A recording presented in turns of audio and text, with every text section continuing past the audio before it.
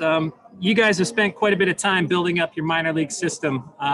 What was it about today and this opportunity that you had that you decided it was time, the right time to start spending some of that capital? Good to see you, Gregor. No problem, anytime. Yeah, I think it's really just the combination of things occurring over several years where the development and maturation of our young core, the opportunities we've had over the last couple of off seasons to add to it, and now having our farm system in a place and a team that we'd like to help push to the next level. All the combination of those things making some sense, and the opportunity to acquire the talent that obviously we were very excited about. With Berrios coming with an extra year of control, like as you guys were preparing for this deadline, was he your top target going into this? I mean, I think that's a fair assessment to say that certainly one of the top targets. And, I think depending on who you talk to, that the consensus was definitely in and around him. Personally, I think the character, the makeup, obviously the talent and the durability, and how accomplished he already is, but the full complement and all of the character that we've heard about and have seen, and the attributes in and around him was just, we felt like such a good fit for this team and this organization. Cool. Thanks, Ross. All right, Gregor. Go ahead, Buck. Well, not me specifically. Oh, all right, Buck. Go ahead and unmute. Buck, you got to unmute there. Sorry. There you go. You're good. Sorry, Russ. No problem. I know you don't run everything by the players, but the way the players handled everything that they've been dealt with the last couple of years, and the way they have played up to this trade deadline period, did that encourage you more to be aggressive and kind of reward the players for what they have done through all this adversity?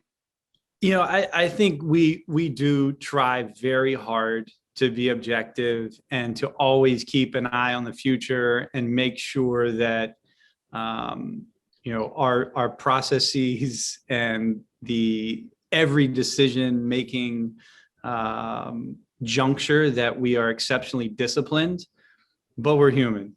And what our players and this team and our staff have, not necessarily what they've been through, but just how they've handled everything, gives us a great deal of confidence that it's a strong group that is united and that we believe in. And that's the thing that impacts us. There is obviously some emotion, I think, throughout the industry. I don't think it's Toronto specific, coming out of a pandemic and excited to be playing in front of fans again across the entire continent. And that energy and excitement around this sport and within entertainment is certainly impacting humans for sure.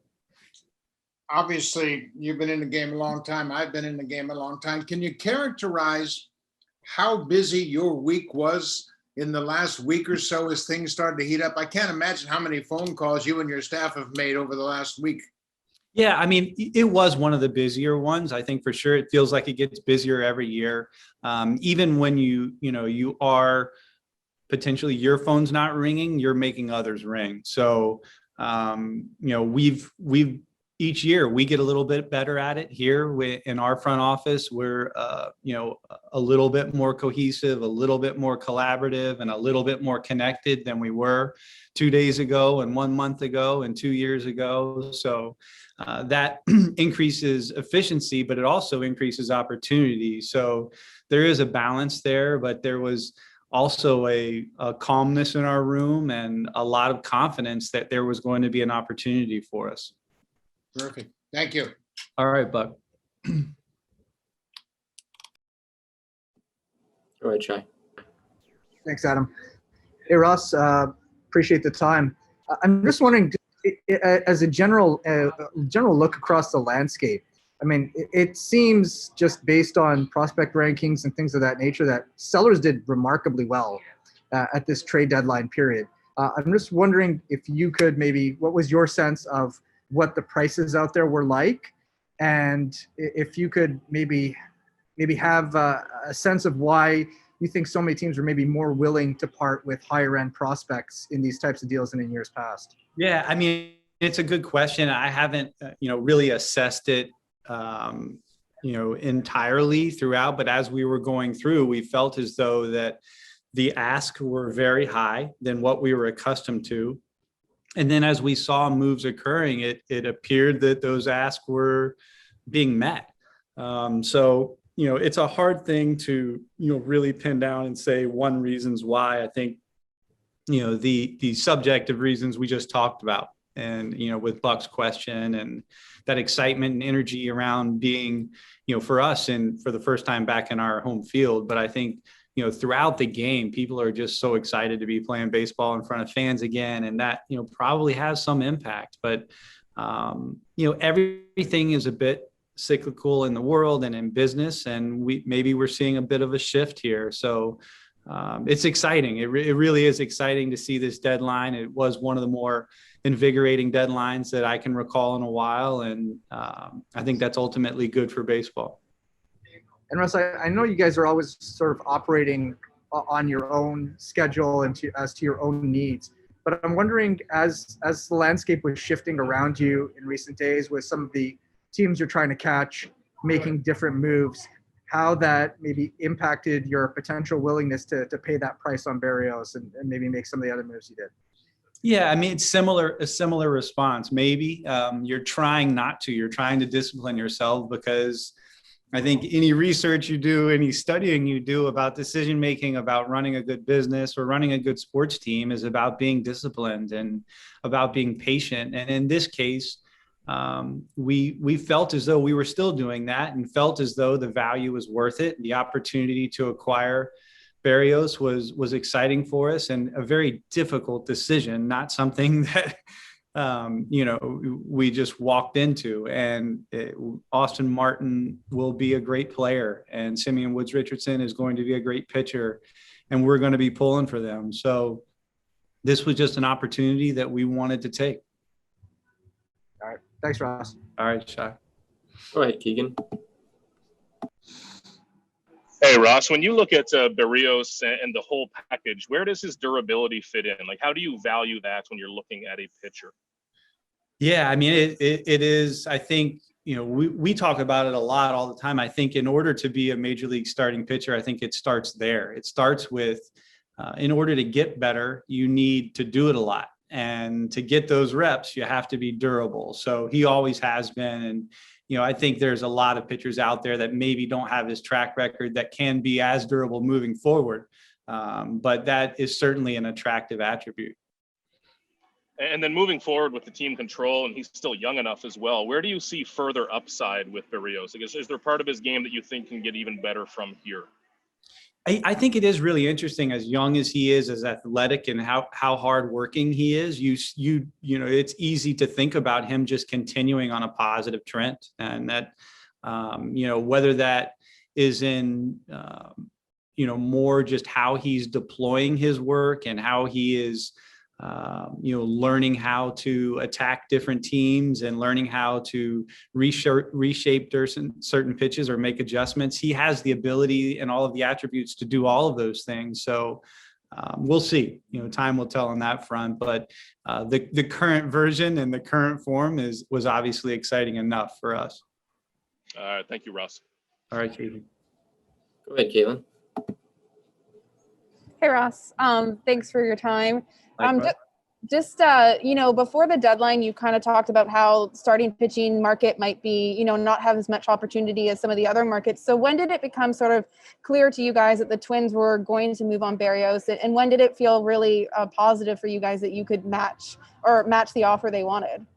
It was very late in the process to answer all of those questions. I think, in my discussions with Derek, we knew the potential was there. We also knew that it was going to be a very steep price. They want to continue to try to win, and they could have very easily just had him pitch for them tonight.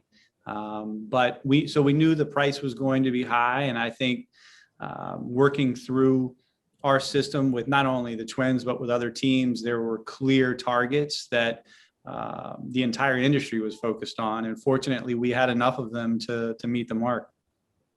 And going forward, how does this have a ripple effect? I know obviously that's a coaching decision and a manager's decision as well, but like what, and you guys have a lot of games coming up, so maybe there's opportunities to have 6 guys for a while, but you know, what is the ripple effect of the rotation?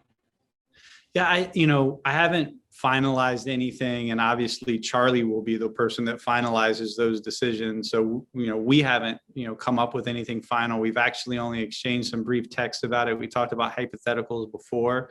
So we also, brief interactions with Jose. We've talked about his preferences and desires, and we do have the need for additional starting pitching moving forward here in the short term. So, we have those options. We'll work through it with the staff, and whether it's keeping a 6-man for an extended period of time, which seems like on paper right now, or just as we're sitting here today, it seems like the most realistic outcome for the short term, and having that as an option makes us better. Okay, I think I thank you. answered all your questions. Did I, Caitlin? I'm sorry. Was there another one in there? You broke up for a second, so. Oh, no, yeah, no, sorry. That's all good. The Okay. internet's kind of shaky here. Okay. Uh-oh. Go ahead, Scott. Hey, Ross, thanks for the time. You obviously didn't mess with the position player group at all. I mean, how comfortable are you with what you've got there? And did you go down the road looking for a left-handed bat, looking for maybe some defensive complements, whether it's a versatile guy or something in the outfield? Yeah, I mean, really comfortable with our ability to score runs, and excited about the acquisition of Corey Dickerson, and he should be healthy here. So he's already playing in games. I'm sure you guys are aware, and should be an option for us here soon. Also feel good about some of the players in AAA. So, feel good about our AAA roster protecting us a little bit, and obviously really encouraged by the potential of this offense. And we've played much better defense. Other than a couple of hiccups here and there, there's reason to believe that our defense is on a more positive trend. And then just kind of on the same note, when you look at your catching situation, obviously Danny's going to be out for a little bit longer. I mean, how comfortable do you feel with Alejandro and Reese, potentially, being in a kind of pressure-packed environment with, games on the line in September? Yeah, pretty good. Obviously Alejandro's been there, and Reese now has a pretty good number of major league plate appearances and games caught under his belt, and he's really been exceptional. He's done a great job with our pitching staff. He has had incredible at bats. Obviously had really good results, but I think even more encouraging on Reese is to see the pitches he's not swinging at, and the way that he's working the count, thinking about using the whole field, and thinking about opportunities that could present himself, offensively. He's really been very solid for us. So I think they'll be a good complement to one another, and there's going to be a lot that's asked about them or asked of them. And hopefully we can get Jano healthy soon, and he can become an option as well. All right, thank you. All right, Scott. Go ahead, Ben. Hey, Ross. So now we know that obviously you guys were willing to part with some significant prospects for a player with control.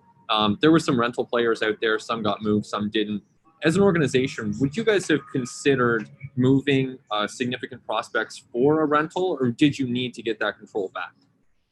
I mean, I think it's it's hard to say in a vacuum whether or not we would have removed a top 10 player for someone with only 2 months of being a Toronto Blue Jay. But we considered it for sure, and it was in front of us as opportunity. So it wasn't a hard no. We weren't saying absolutely not. Everything's just a bit of a balance. So, and oftentimes this is probably, we could talk about this too long, and I won't get too long-winded here. So often it depends on how one team views the player as opposed to the other in terms of top talent. So we were certainly open to it. Gotcha. And then you touched on this a little bit earlier, but the AL East, I mean, it got better this week for sure. And it's probably an impossible question to say how much better, but what's your sense of this division now after some of the moves we've seen, I guess, dating back to the Cruz trade and what's happened since then? Yeah, I mean, that I was the most exciting thing for me in coming here. One of the most exciting things. There's a long list, but just coming to the AL East was exceptionally exciting, and being in the middle of that is where you want to be. So we believe we haven't played our best baseball yet, and hopefully those days are here upon us. Thanks, Ross. All right, Ben. Go ahead, Mike. Hey, Ross, thanks for this. That's Mike. I'm just wondering, I know you talked about the human being side of it and that the answer to Buck, but just what do you feel like the message to the 26-man roster is that these deals send?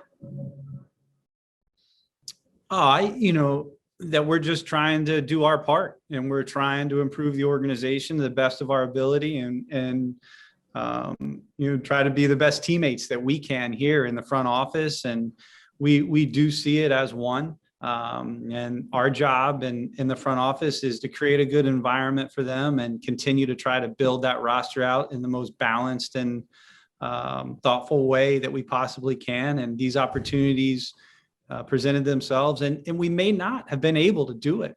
We're fortunate that we were in a position to be able to take that next step, and we'll continue to do that this offseason at the next trade deadline. And obviously that will be exceptionally dependent upon us doing a decent job in the scouting and development areas. I can't say enough about, the amateur work that's been done, the international work that's been done, the development performance side of things, to be in a position to make these hard decisions. And hopefully we can make a lot more of them. Is there a measure of a "we believe in you" sort of thing coming from you to them? Yeah, I mean, that's obvious. I think that's kind of built in, but it's more the, that was the case before, and I think they felt that before, and I think it's more the, yeah, that's exactly what it is. We believe in the group that's here beyond just the 26-man roster and the coaching staff there, and want to incrementally improve to the best of our ability. All right, thanks. All right, Mike. We'll take our last two here. Go ahead, Arash. Thanks, Adam. Ross, just wondering if there have been any conversations with Semien or Robbie Ray's representation about an extension yet? Hey, Arash. Good to see you in that little picture there. There you go. Yeah, I mean, those are conversations that we'll always keep in house, and I hope you can understand and respect that, and love those guys. Both of them. I mean, really, how impressive have they been? Robbie Ray, just that last start could have gone a different direction, and he did not allow that to happen. That was one of many. And then Marcus Semien has been one of the steadiest professionals I've ever been around in my career. There's a lot of them in that room, but I can't say enough about those acquisitions. And obviously, we hope that there's a way that they can continue to be here. Got it. Thanks, man. All right, Last one here for Shy. Ross, so just wondering a little bit about what you liked about with Soria in Soria, and kind of your sense of kind of where he's at with how he's pitched this year. Yeah, I think his experiences, the different roles he's pitched in, the experiences he's had, the teams he's been on, the pressure he's pitched under, and the strike throwing. So obviously we've heard incredible things about the teammate as well.